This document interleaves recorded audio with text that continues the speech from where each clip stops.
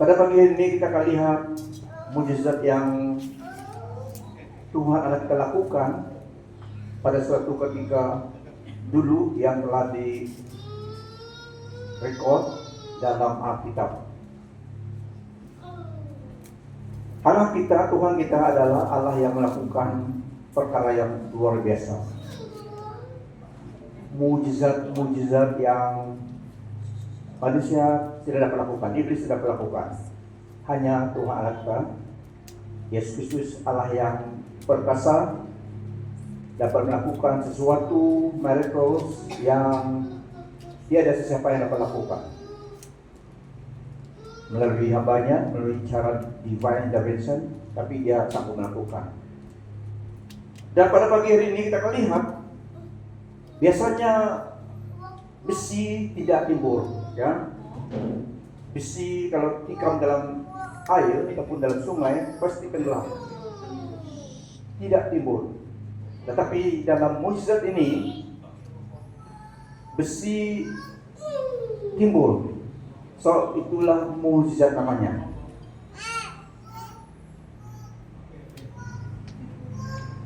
Mujizat. Definisi mujizat adalah sesuatu yang di luar kemampuan, sesuatu di luar kemampuan manusia lakukan.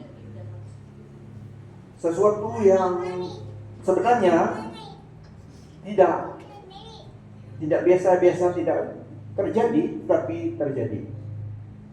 Seperti orang lumpuh berjalan, itu adalah miracles.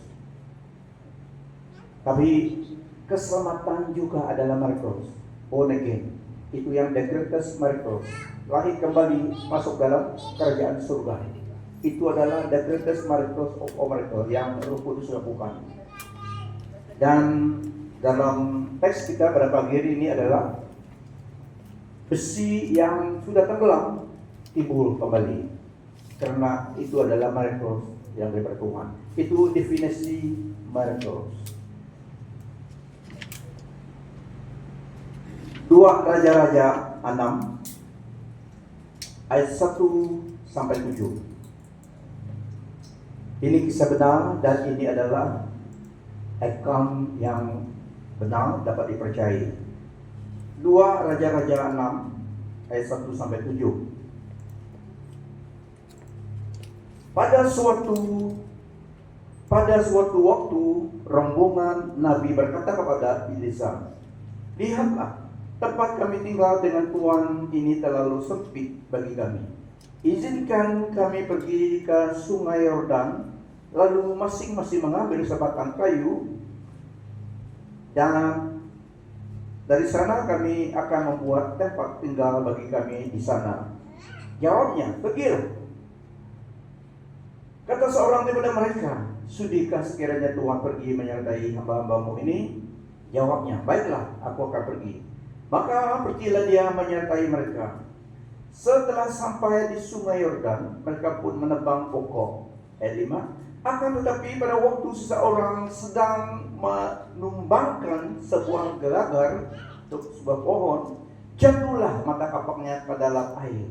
Dia pun berteriak, "Aduh, Tuanku, itu barang pinjaman, bukan miliknya, dipinjam." Tanya hamba Allah, "Di manakah jatuhnya?" Orang itu menunjukkan tempatnya.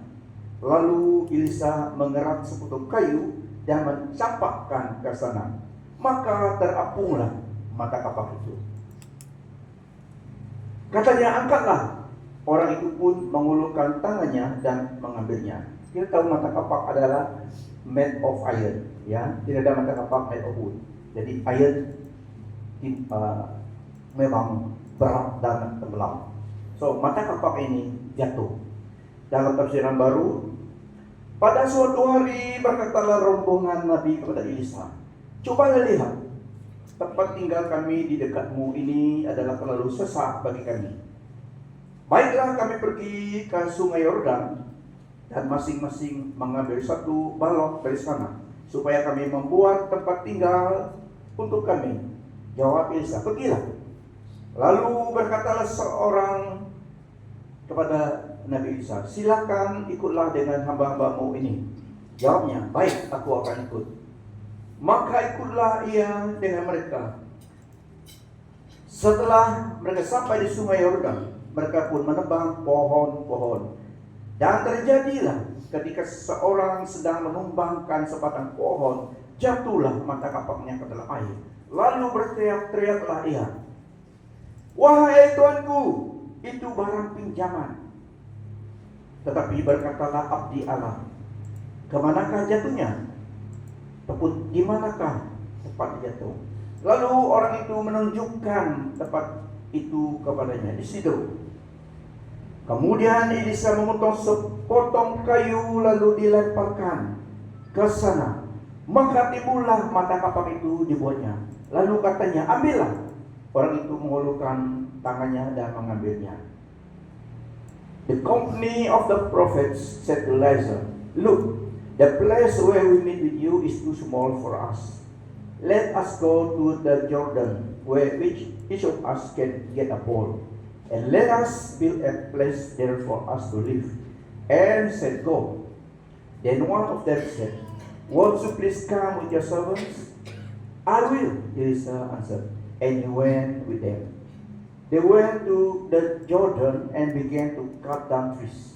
As one of them was cutting down a tree, the iron axe head, kepala kapak itu, fell into the water. "Oh no, my Lord," he cried out. It was borrowed. Itu kapak dipinjam, kata kapak dipinjam. The man of God asked, "Where did it fall?" When he saw him, the place, he cut a stick and threw it there and made the iron float. "Lift it up," he said. Then the man reached out his hand and took it. Nah, ini cerita benar, kejadian di dalam real life, real time. Kita lihat dalam kisah ini ada keperluan yang mereka hadapi, cabaran yang baik karena tempat mereka kecil. So ada extension, perlu melakukan extension, membesarkan tempat mereka. A necessity. Jadi mereka plan pergi ke sungai Yordan, banyak kayu, ambil kayu dan buat rumah untuk mereka yang besar. Nah, kita lihat ini adalah para nabi-nabi, orang yang kalau nabi memang the fokus utamanya adalah mendengar Tuhan, suara Tuhan dan ikut perintah Tuhan. Tetapi walaupun dia nabi-nabi, dia masih di dunia ini. So activity yang ada di dunia ini harus ikut cara activity di dunia ini.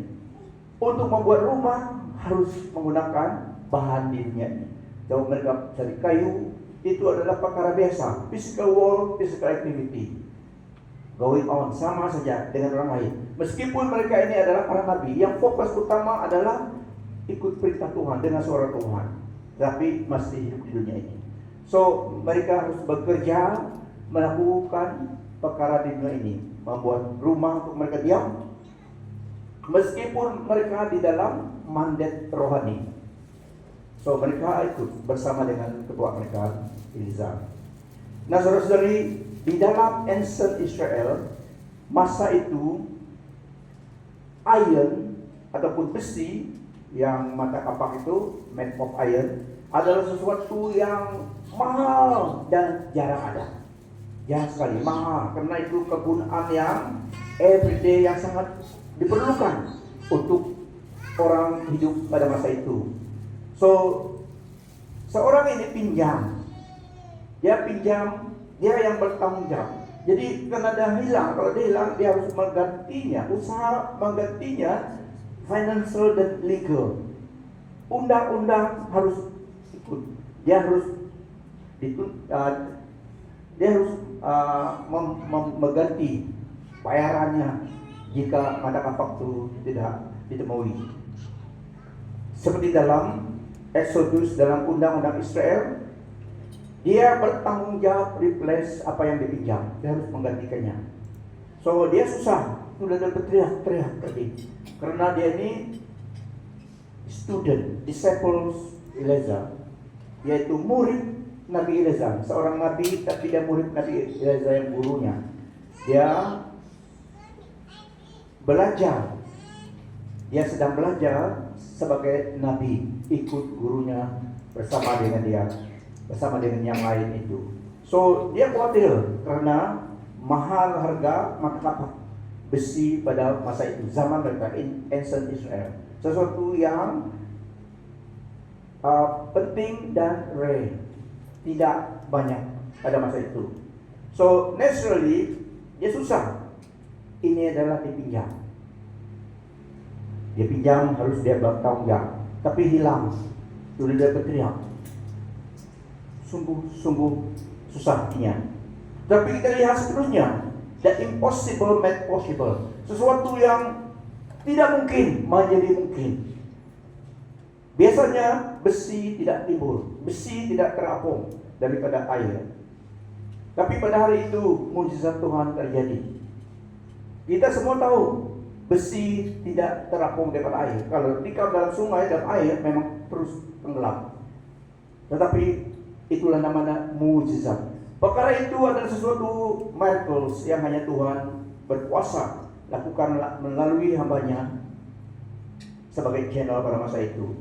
Dia keratkan stick kayu yang attract iron head itu sehingga iron head timbul. Kayu, kalau sekarang kamu ambil kayu tekan daripada besi itu tidak, unless magnet. Tapi ini kayu bukan magnet. Ketika tempat jatuhnya mata kapak itu yang timbul oleh kuasa Tuhan. So itu nama mukjizat yang hanya Tuhan dapat lakukan melalui channel hambanya. Dan yang kedua juga kita lihat kayu yang ditikam itu melampangkan divine intervention daripada Allah, beri pertolongan kepada hamba-hambanya pada masa itu. Nah, kita lihat juga mata kapak itu terapung, tetapi seseorang itu harus mengulurkan tangannya, mengambilnya. Oke, mata kapak itu terapung, harus ada cooperation daripada manusia. Allah telah melakukan mujizat. Mata kapak dari sungai yang tenggelam itu terapung. Jadi dilesa suruh perintahkan ambil, dahulukan tangannya. So ada cooperation divine dan human. Masih ada peranan manusia. Karena di dunia manusia ini kita yang bertanggung jawab. Jahatnya, baiknya, dan adilnya ini manusia yang bertanggung jawab. Allah memberi dunia untuk manusia. Untuk dia dapat campur tangan, ada umatnya. Sekarang tubuh Kristus yang invite dia, itu peranan doa. Yang invite dia, so ada portal daripada Allah datang karena manusia yang tubuh Kristus yang di dunia ini, umatnya berdoa mengizinkan. So ada permission, divine permission. Heaven dapat intervene karena ada portal daripada dunia, daripada umatnya, invite dia. Karena dunia diberi kepercayaan, tanggung jawab to tend the world. Kalau dunia rusak, bukan salah Allah, tapi salah manusia. Pada masa ini. Jadi pada masa itu orang itu harus mengulurkan tangannya, mengambil mata kapak itu. Allah membuat mata kapak timbul daripada air dan terapung. Tapi Nabi Elisa instruct orang itu, ulurkan tangan dan ambil mata kapak itu. Dan saudara-saudari, semua janji Allah adalah ya dan amin dalam Yesus. Kata firman Tuhan. Semua yang dijanjikan memang itu benar. Memang itu adalah ya dan amin. Dia katakan it is done. Dia berjanjikan semua janjinya yes and amen in Christ. Tetapi memerlukan iman to assess the promise of God. Namun imanlah yang membuka access mendapat janji Allah itu. Orang Israel diberi tanah perjanjian, sudah diberi Allah. Size-nya dan tempat lokasinya, geographical tempat sudah diberi. Luasnya pun sudah diberi, size-nya. Allah yang memiliki dunia ini, tanah miliknya. Tapi diberikan kepada Israel pada masa itu, tanah orang Kanaan. Mereka pergi, tapi mereka harus berperang. Ya, harus berperang, tapi sudah diberi garanti land of land where flow with milk and honey, diberikan kepada keturunan Abraham, Ishak pada masa itu. Tapi mereka harus turun padang. Sebab itu juga janji Allah dan Yesus Kristus. Yes and amen. Tetapi untuk mendapat sesuatu janji itu harus menggunakan kunci iman. Iman maksudnya percaya apa yang Tuhan katakan. Meskipun belum melihatnya, meskipun caranya mungkin tidak masuk akal, tetapi itulah cara Allah. Iman adalah begitu. Akses untuk janji Allah melalui iman. Semua janjinya Yesus dan Yesus dalam firman Tuhan. So, untuk kita juga application-nya, pelajaran untuk kita pada hari ini juga, kisah itu kita lihat Allah memperhatikan perkara-perkara yang kecil juga. The small thing, dia lihat. Allah Bapa kita memperhatikan sesuatu perkara kecil sekalipun. Mata kapak itu hilang.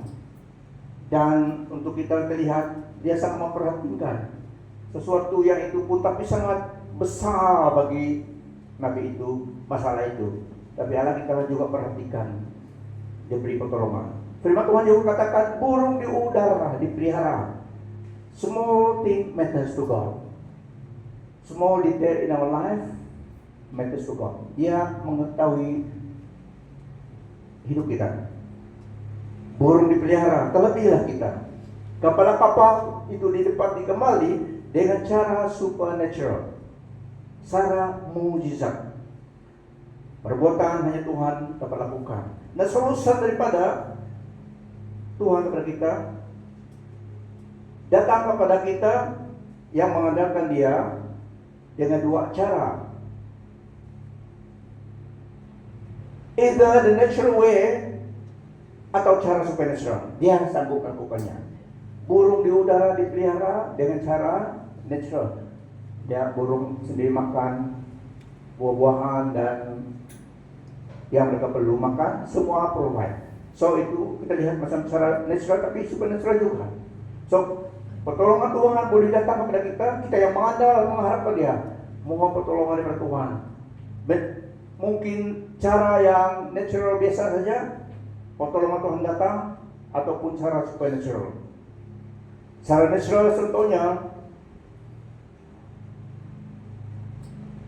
kita dalam keperluan.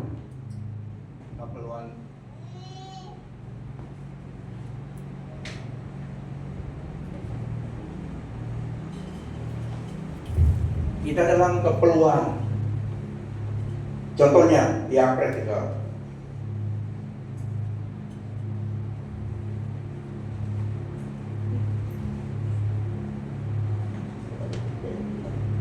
Contohnya secara praktikal, bill telepon Anda belum dibayar, ya tidak dapat, sudah dipotong, tidak dapat akses lain lagi. Tapi pada masa itu kamu belum terima atau belum cukup duit, berdoa Tuhan tolong saya. Secara natural, melalui kawanmu, ya dapat apa masalah kamu macam tidak terima SMS daripada kamu, bil belum bayar, 23 hari belum bayar, bil dipotong dari Sekom. Contohnya saja ya, kawanmu ini saya beli dulu. Ini cara natural dari kawan. Karena pertolongan Tuhan selalu melalui manusia kepada manusia, melalui orang percaya dan juga melalui orang yang bukan tidak percaya, tapi melalui manusia. Dan juga melalui cara yang mujizat. Seperti Nabi Elisa dulu, burung yang bawa makan untuk dia. Burung hitam itu. Burung hitam itu ada dua guna dia, rupanya, tapi makan dagingnya tidak enak, tidak bagus. Burung apa nama itu? Burung gagak, burung hitam itu. Kadang-kadang dia angkat selipar, kalau bisa melanjung sana, lihat angkat hingga angkat selipar. Karena banyak dari situ. Karena sudah mereka, siapa tahu nama dia? Burung gagak lah, hitam. Jarang yang makan burung gagak. So, secara natural biasanya melalui kawan, melalui manusia. kepada manusia. Pertolongan Tuhan mungkin itu financial. Kalau mujizat Tuhan juga yang untuk kesembuhan melalui manusia juga, tapi daripada Allah, channel melalui manusia. Dan Allah dapat melakukan dengan apa saja, natural atau supernatural. Pertolongan Tuhan dapat sampai kepada kita yang mengandalkan Dia. Nabi Eliza dulu waktu dia lari takut Jezebel, istri Israel, istri Ahab, burung yang bawa makan dia. Wow. Di antara kita belum ada burung kan yang beri makan, tapi beri makanan tapi melalui orang. So Allah dapat sanggup melakukan kontak dan mana yang sesuai pada masa yang tertentu. Oke, dia dapat. So pertolongan daripada Tuhan kepada kita yang mengandalkan Dia mungkin datang daripada natural ataupun supernatural, tapi Dia sanggup menolong kita. Mungkin cara spektakuler ataupun cara yang tidak spektakuler. Cara yang luar biasa spektakuler, orang lihat wow, ataupun cara yang oke, itu saja. Tapi pertolongan Tuhan sampai. Terima Tuhan Yesus sebagai Tuhan dan Juru Selamat. Kadang-kadang pada saat itu orang tuh mengalami satu emosi yang spektakuler, atau waktu di doa untuk menerima urapan kuasa Roh Kudus, keadaan mungkin dia mengalami cara spektakuler. Dia bergegar, kemudian teriak, kemudian rebah. Ada yang juga cara dia saja nampak, dia saja mengalami, tapi sama. So ada spektakuler silent. Tuhan sanggup melakukan. Yang jelas adalah perubahan, the results. So tiada yang persoalan yang terlalu rumit atau sukar bagi Tuhan. Terlihat dalam itu. Dan yang kedua, seterusnya, integrity di dalam stewardship. Seorang nabi ini tadi, mata kapalnya yang jatuh, dia bertanggung jawab.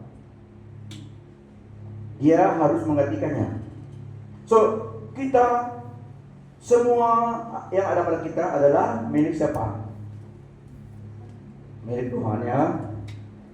Tubuh kita pun milik Tuhan. Kata firman Tuhan, ditebus, dibeli oleh darahnya. So, ultimately hidup kita miliknya Tuhan.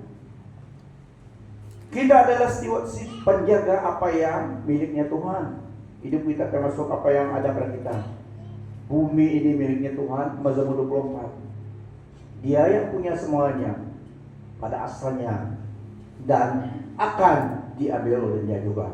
Itulah Dia memberi kepada orang Israel sekian tempat. Dia yang memberi itu karena miliknya dunia ini. Walaupun manusia gaduh-gaduh, tapi ultimately semua manusia bertanggung jawab di hadapan Tuhan. Dia yang berhak memberi kepada siapa Dia mau, yang milik kepunyaannya. So kita adalah stewardship, penjaga apa yang miliknya Tuhan. Perkara-perkara rohani juga dan jasmani. Seperti masa-masa yang ada pada kita adalah borrowed time. Masa yang ada pada kita dalam hidup kita adalah masa yang dipinjam. Tuhan yang menentukan masa hidup kita. So masa-masa yang ada pada kita adalah borrowed time, masa yang dipinjam. Lihat kawanmu, good. God is good. Masa yang ada pada kita adalah masa yang dipinjam. Tuhan beri kita apa yang miliknya. Dia yang berkuasa atas masa-masa. Dan yang seterusnya kita lihat seorang nabi ini tadi sungguh perasaannya, hatinya sangat sinking, sangat hampa, sangat hampa. Aduh, itu mata kapak dipinjam tadi. Hampa, dia hampa sangat, bukan hampa saja, hampas. Dia memang sungguh a sinking feeling, sungguh hampa, tambah es, hampas. Sungguh, aduh bagaimana? Karena student mahal, ini tidak dapat dibeli, cuma dipinjam. tapi terjatuh. So perasaannya, aduh, sangat berat. Bagi kita, di dalam hidup kita, ada sesuatu perkara yang sangat berat dalam hidup kita. Tuhan sanggup menolong kita. Help us to rise again. Kadang-kadang bisnis turun, tapi Tuhan dapat menolong kita. Terkadang ekonomi kita kurang, tapi Tuhan dapat menolong kita. He will help us to rise again. Ada yang ceritakan harga apa? Birdnest itu turun sudah. Tidak sangkakan dalam 10 tahun yang dulu harga sarang manuk, sarang burung sangat tinggi nilainya. Tapi ada yang cerita sekarang turun. So ekonomi dunia ini tidak stable, hanya Tuhan yang stable di dalam memelihara hidup kita. Amen. Turun sudah. Kenapa? Semua orang mendiri natural buat rumah untuk burung, bukan untuk manusia sekarang. Untuk burung pun buat rumah. Banyak sana sini buat rumah untuk burung. So ada saingan, tidak di batu lagi, tidak di dalam gua lagi. Burung layang-layang pergi membuat nest, tapi dalam rumah juga, asal meniru keadaan di dalam gua. Simpan laku, simpan gelap-gelap seperti dalam artificial cave di rumah. Banyak yang buat sana sini, di Lempanai pun ada. 1-2 lah yang tapi kereta adalah. Di Miri banyak, di sungai-sungai itu banyak rumah-rumah untuk burung. Bukan hotel itu, tinggi tapi bukan hotel. Itu hotel burung, ya.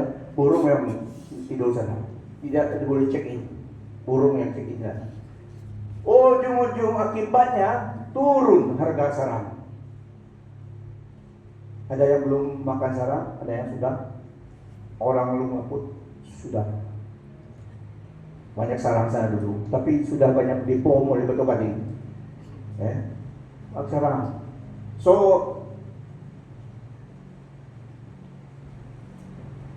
kadang-kadang ekonomi demikian, tetapi biarlah kita mengandalkan Tuhan yang tepat pertolongan kita. Dia akan menolong kita membangkitkan semula hidup kita, ekonomi kita. Lebih lagi hidup kita dengan Tuhan. So mata kapak yang timbul, yang tenggelam dan timbul itu memberi kita juga peringatan, reminders. Allah dapat menolong kita supaya kita bangkit semula dalam hidup kita, dalam iman kita, dalam hidup jasmani kita. Dia sanggup menolong kita. He is not done with us. Lihat kawanmu, God is not done with you yet. Masih ada rencana yang baik bagi hidupmu.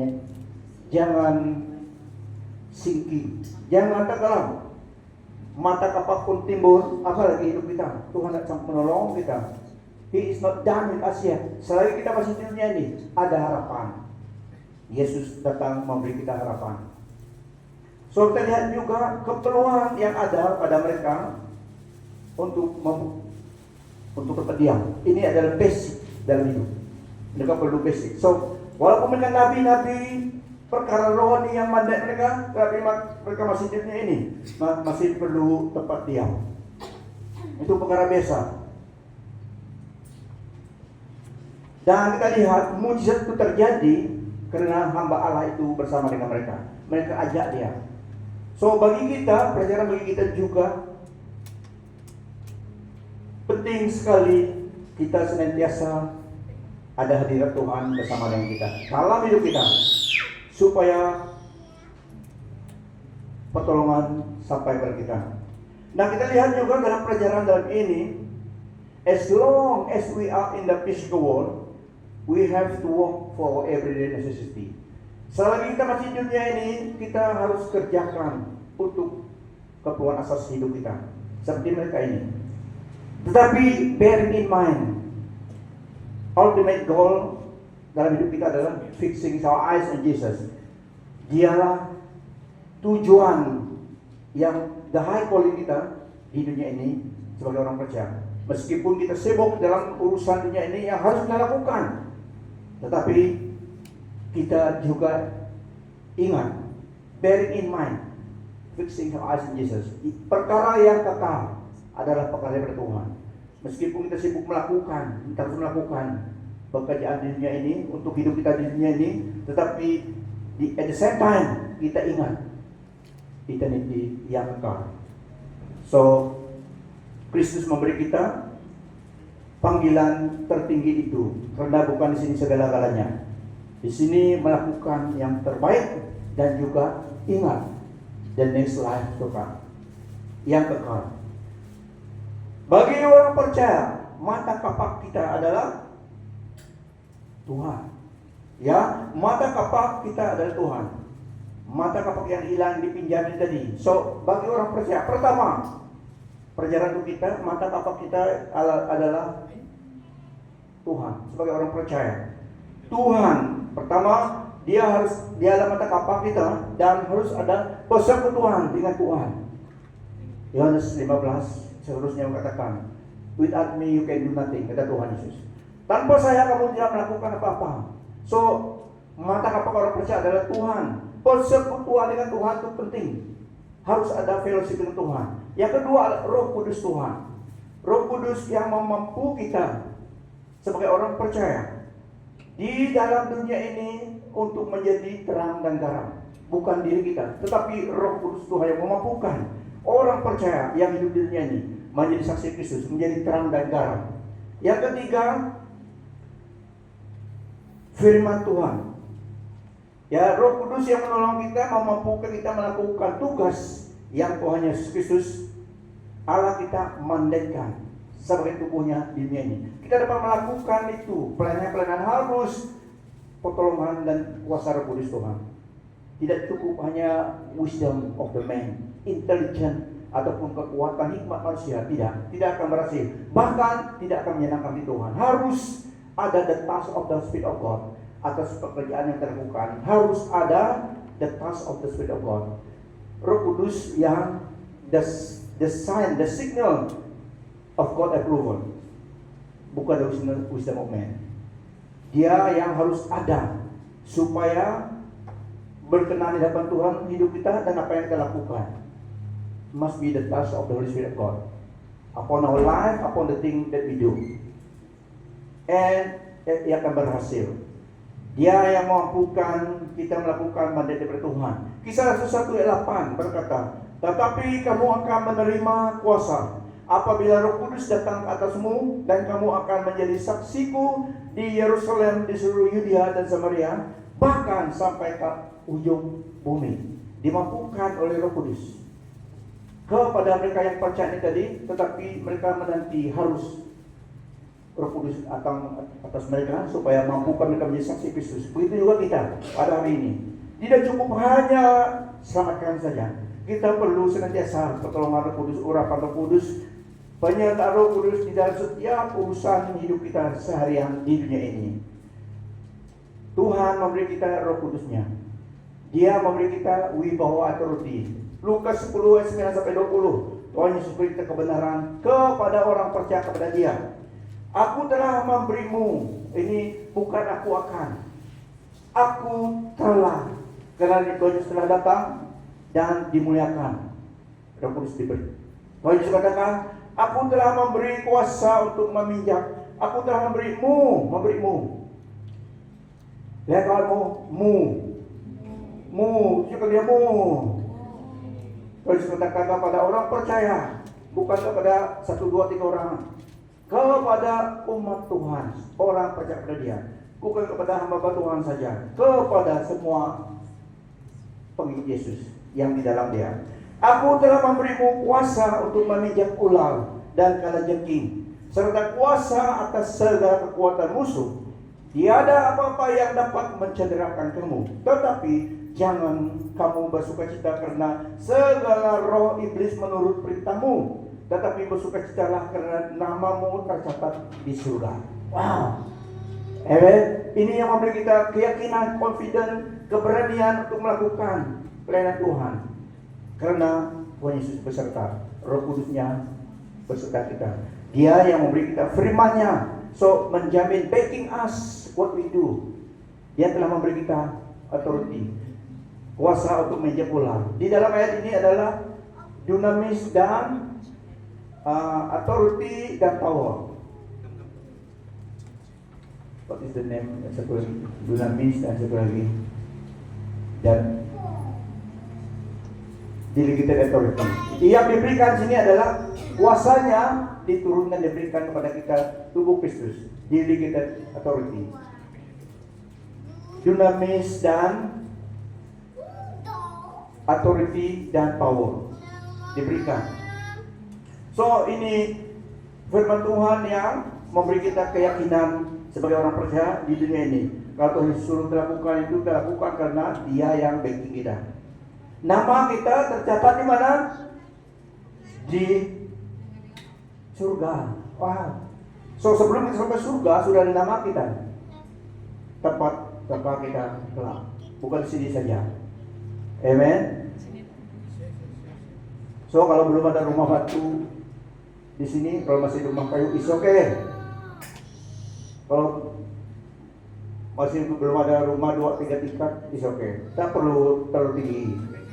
Jadi kamu 70 tahun umur susah naik. Tangga ini susah naik, orang sudah 80 umur dapat bersehat. Kalau 90 masih dapat setingkat ini. Jangan idamkan rumah yang terlalu tinggi. Kamu tidur satu tempat juga, atas satu bed juga. Tidak dapat guling-guling di sebuah sana. Okay? Orang yang paling cukup besar lah, selesai. Itu gurauan saja tapi benar, ya. So, yang penting nama kita tercatat dalam surga. Surga itu adalah tempat yang terindah, kata firman Tuhan. Tapi sampai di situ, tapi akan ke situ kelak. Itu garansi 100% garansi. Tuhan yang berbicara. So yang ketiga firman Tuhan. Mata kapal kita yang ketiga adalah firman Tuhan. Yang pertama tadi Tuhan, yang kedua Roh Kudus, yang ketiga firman Tuhan. Firman Tuhan adalah pedoman hidup kita, giving us instruction bagaimana kita bertindak sebagai orang percaya di dunia ini. Kita melangkah, kita bertindak di dalam kebenaran firman Tuhan. Kita tidak bertindak dalam kegelapan. Kita bertindak di dalam terang kebenaran firman Tuhan. We know the instruction, we know the way. Karena firman Tuhan memberi kita pedoman itu. Kita berdiri di atas authority firman Tuhan. It is written, kata Paulus. Ada tertulis. So inilah yang melenyapkan segala hujah, segala argument firman Tuhan. Ada tertulis. So firman Tuhan adalah pedoman untuk kita. Kita gunakan menentang cabaran melalui firman Tuhan. Tidak melalui karakter, tapi firman Tuhan. Ya, karakter boleh juga kalau anjing datang boleh juga. Tapi ini cerita ada tertulis. Firman Tuhan lihat segalanya. So pedoman hidup bagi kita ada tertulis. Tuhan Yesus juga katakan ada tertulis. Firman Tuhan berkuasa karena firman daripada Allah yang mencipta alam semesta. So we execute our God-given mandate in the authority of the Word of God and in the power of the Holy Spirit. Ini orang percaya. Firman Tuhan juga menjaminkan kebaikan kita. Yesaya 54 ayat 17. No weapon that comes against us shall prosper. Exodus 14 berkata, the Lord will fight for us. We just remain silent. Nah, saya ulangi ayat 19 sampai 20, Lukas 10 ini tadi. Tuhan Yesus berkata, aku telah memberimu kuasa untuk meminjam ular dan kalajengking, serta kuasa atas segala kekuatan musuh. Tiada apa-apa yang dapat mencederakan kamu. Tetapi jangan kamu bersukacita karena segala roh iblis menurut perintahmu. Segala roh iblis menurut perintahmu. Dalam Yesus. Firman Tuhan katakan demikian. Tetapi bersukacitalah karena namamu tercatat, sudah tercatat di surga. Nah, perjalanan seterusnya kepada kita, anugerah, kepercayaan, kemampuan, anointing, berkat yang Tuhan Allah berikan kepada kita untuk mampu kita hidup sebagai orang Kristen di antara orang di dunia ini adalah sesuatu yang khusus, yang secret. semuanya daripada Tuhan. Mata kapak yang jatuh itu bukan miliknya orang itu, milik orang lain. So begitu juga kita, berkat Tuhan dalam hidup kita, selain daripada hidup kita, kemampuan kepercayaan, urapan daripada Tuhan, berkat daripada Tuhan adalah sacred, kudus, khusus, semuanya daripada Tuhan. The trust, the grace that given us belongs to God. Dan itu adalah secret. The gifting, the anointing, the passion, the first love for God, the things of God must be always burning, glowing, warmly in our heart, in our life. Apabila semangat itu hilang, apabila passion itu hilang, ataupun akan diminish, dikurangkan, menjadi kurang, pergi kepada Dia, our master, our boss, Tuhan Yesus. Dia akan memulih, menyegarkan. Karena hidup ikut Tuhan di dunia ini bukan 100 meter, tetapi maraton, jarak jauh, selamanya ikut Tuhan. Terkadang ada masa kita lelah, jasmani dan rohani, datang oleh Tuhan. Dia yang memulihkan. Mata kapak yang hilang dipulihkan oleh Tuhan, diselamatkan. Begitu juga hidup kita. Mata kapak orang percaya adalah pertama Tuhan dan Roh Kudus dan firman Tuhan. Ini pengertian kita, supaya kita sebagai orang Kristen di dunia ini hidup sebagai terang dan garam Tuhan, membuat pengaruh yang baik kepada sekitar kita, membawa jiwa datang kepada Tuhan dan menyegarkan, menguatkan yang lemah. Amen. So ini adalah mujizat yang Tuhan lakukan, menimbulkan mata kapak yang tenggelam di atas sungai. Begitu juga hidup kita berharga di mata Tuhan, hidup kita dalam tangan Tuhan. Tuhan dapat menggunakan hidup kita menjadi berkat bagi orang lain dengan cara yang berbeda-beda, kita tidak tahu. Tapi as long kita available bagi Tuhan, Tuhan tidak melihat mencari yang sempurna, karena tidak ada yang sempurna, tapi Dia mau menggunakan yang available bagi Dia. Bagaimanapun kita serahkan, relakan, ini yang Tuhan mau. He is not looking at perfect instrument, karena tidak perfect. He is looking for available, dan instrumen yang berserah kepada Dia. Kapal yang berlabuh tidak dapat digunakan. Kapal yang berlabuh di wak tidak dapat digunakan. Paling untuk tidur saja, tidak dapat manuver dia. Tapi kapal yang sedang berlayar dapat diatur. So hidup kita harus dengan Tuhan dan harus rela dipakai oleh Tuhan dengan cara apapun. Availability itu sangat penting masa hidup kita. Amen. So ini untuk kita semua. Semua kita dapat dipakai oleh Tuhan dengan cara yang Tuhan lihat sesuai pada masa yang tertentu dan untuk kita. Mari kita berdiri, kita akan berdoa.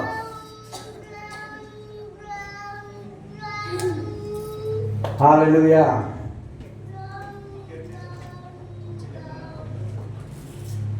Nah, Tuhan belum selesai dalam hidup kita.